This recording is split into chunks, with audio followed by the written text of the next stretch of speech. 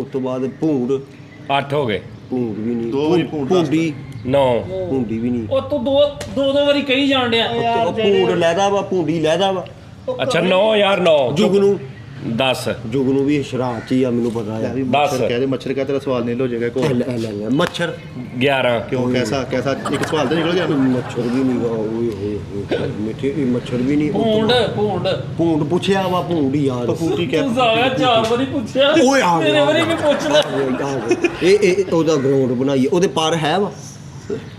ਲੈ ਵੀ 1000 ਰੁਪਏ ਦਾ ਗਰਾਊਂਡ ਬਣਾ ਕੇ ਦਿਖਾਉਣੀ ਮੈਨੂੰ ਦੱਸੋ ਜੀ। ਨਹੀਂ ਭੈਣ ਪਰ ਨਹੀਂ ਹੈ, ਭੂੰਡ ਕਿੰਨੇ ਹੋ ਨਹੀਂ। ਗਏ 11 ਭੂੰਡ ਨਿਗਾਹ ਯਾਨੀ ਕਿ ਪਰ ਨਹੀਂ है उस शलवार ता ਨਹੀਂ करके उड़दा ਨਹੀਂ ਪਰ ਨਹੀਂ ਹੈ, ਉਹ ਵੀ ਨਹੀਂ ਹੈ, ਉਹ ਤਿਤਲੀ ਵੀ ਨਹੀਂ। ਉਹ ਫਿਰ ਪੱਕੀ ਗੱਲ ਆ।